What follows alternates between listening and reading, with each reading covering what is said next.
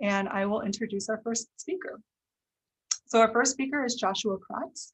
Joshua is a computer science senior at the University of North Carolina at Greensboro.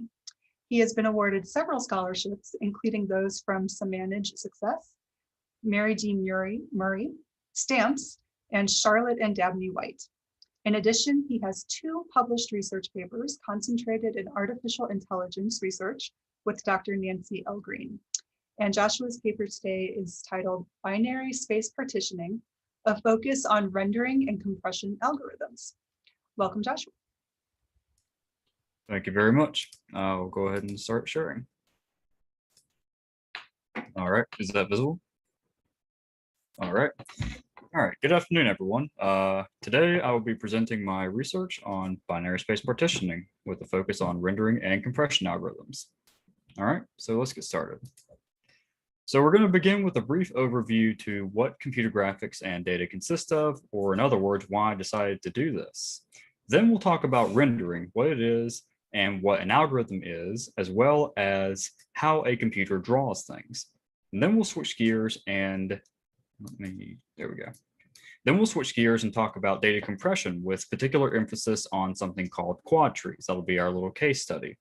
After this, we'll actually jump into binary space partitioning and end off with a short discussion on some non-conventional ideas and research that I've thought of and experimented with.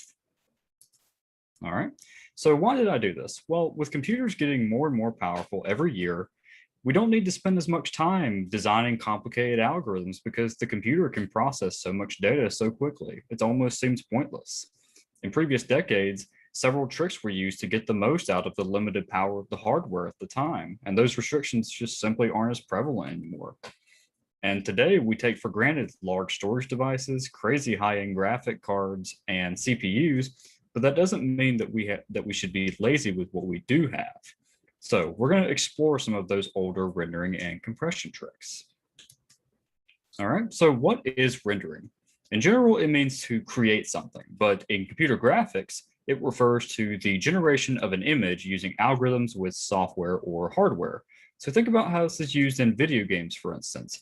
We have images, geometry, shapes, lighting, color, shadows, animation, and many more. All of these use rendering somehow. The important thing to note is that computers can draw simple geometry like rectangles, for instance, very quickly, though shadows and lighting are much, much more complicated. Okay, so we've been mentioning this term algorithm, but what is an algorithm? An algorithm is just a sequence of steps to complete a given task. You use algorithms every day without knowing it. Doing anything in your life generally has an algorithm consisting of very specific, precise steps to do it. Computers also use algorithms to do effectively everything, ranging from opening apps, reading and writing data, and you guessed it, rendering graphics. So there exists plenty of algorithms to draw shapes and graphics. So let's talk about a few. So the most basic rendering algorithm is called Painter's algorithm, which uses a back to front paradigm, exactly where the name comes from. The computer stores a list of objects to draw and draws the furthest one first from the viewer, and then renders objects on top of each other like it's drawing a scene, like a painter would. However, the issue is that it's severely limited, as you may be able to tell. It can fail on trivial shapes like polygons, which we'll discuss on the next slide. And it's also horribly inefficient. Shapes that are invisible to the viewer are unnecessarily drawn. Okay, so let's talk about a more important problem, overlapping cyclic polygons. Take a look at figure 2. Which polygon, according to Painter's algorithm, is going to be rendered first, A, B, or C? Well, it's ambiguous because they're all over top of each other. Of course, we can split up the polygons to induce some type of ordering, but that's also slow. Okay, there's also those algorithms that can draw those shapes, such as the classic scanline polygon fill algorithm, and I go into more detail about that and other similar algorithms in the paper. Okay, so let's jump to the ray algorithms, such as ray casting and ray marching. Some of you may have heard of an advanced trick called ray tracing, which is something that NVIDIA is very is advancing now, but that is a topic that's beyond the scope of this presentation. I just thought I would mention that. So what is raycasting? Raycasting is an older but cool and intuitive rendering algorithm. The idea is to cast a line called a ray from the camera or the viewer out into a scene that interacts with geometry. Then a shape is rendered based on its distance from the ray. We'll see this graphically on the next slide, but the advantage of this is that it's a very easy algorithm to implement, and it also allows for pseudo 3D effects used in an older game called Wolfenstein 3D by id Software. Though the drawbacks start when deciding how we determine what collisions or how collisions happen and how often to check for them. If we check every possible point along the ray, it's very slow. And conversely, if we check too infrequently, it can cause errors. Okay, so now let's talk about ray marching. Ray marching is very similar to ray casting, except that it marches the ray along to the nearest object in the scene and uses that as a baseline for where to begin the next step of the march. The advantage of this over ray casting is that there are less collision checks and it's still relatively easy to implement.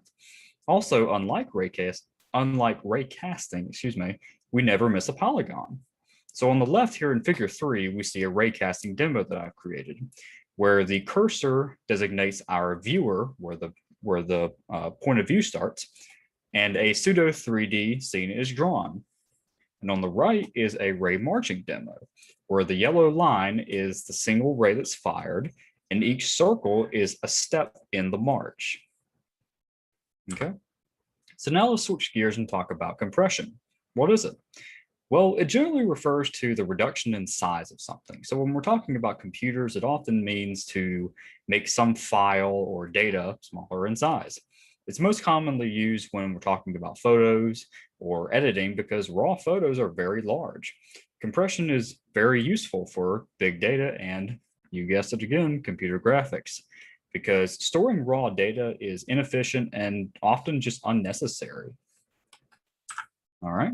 So let's talk about quad trees, our case study. So quad trees are a type of image compression. The idea is this: as the name suggests, divide an image into 4 sections and then look for similarities among the colors, i.e. the pixels, in those sections. Then to actually do the compression, group those like pixels together, because storing a section of pixels is much more efficient than storing individual pixel data. So let's look at a rather cool example. We're going to compress the UNCG logo. All right, so we see that after compressing this raw image of the UNCG logo, which is around 4.2 megabytes, it's reduced by 31% in size. On one image, this may not seem like much, but imagine this on millions of images. And we can see how the grouping actually works. So the large squares indicate a large grouping of pixels of the exact same color. Okay, so there are other kinds of compression algorithms, hundreds of them for data, video, and more. All right, so now let's actually talk about binary space partitioning. So we've seen a form of it already in quad trees, but what else is there? Well, here's the idea. Instead of compressing the raw data, let's outright prevent the rendering of unnecessary graphics altogether. Remember Painter's algorithm? The issue with it is that it renders a geometry that may be covered up by another shape. Binary space partitioning, in particular, uses a structure called a BSP tree, where BSP stands for binary space partitioning, this structure is covered in greater detail in the paper, but this solves the problem called the hidden surface removal or detection problem. So as suggested, this saves processing power, because why should we render something to the user when they can't even see it? All right, so now let's discuss the consequences of rendering and compression.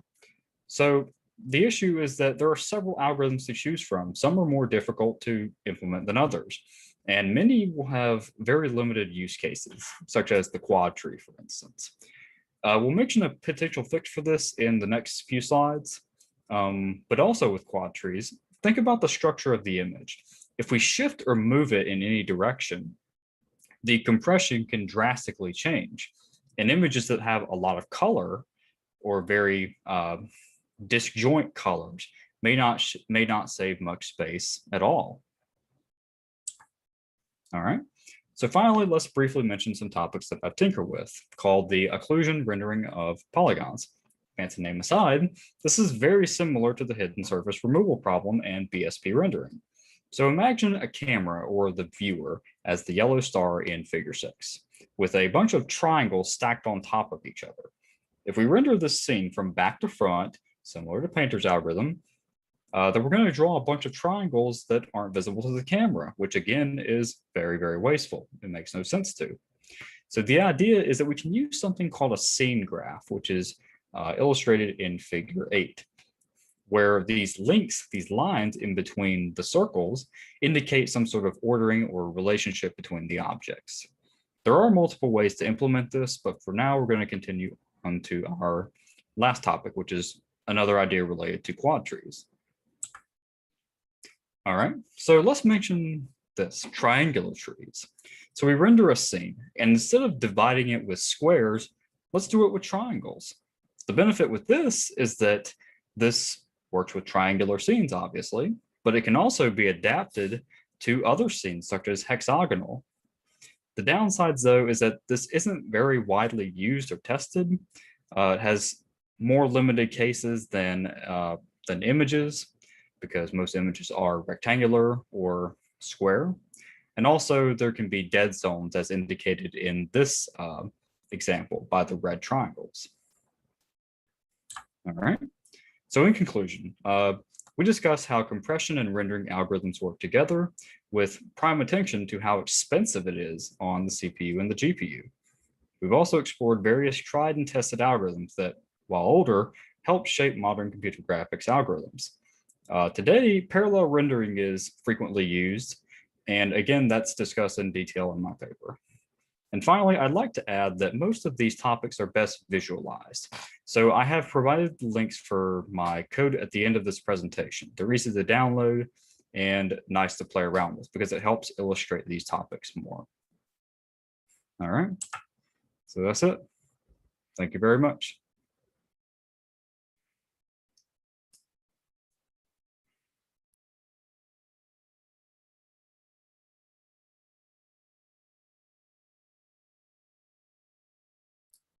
I think you're muted.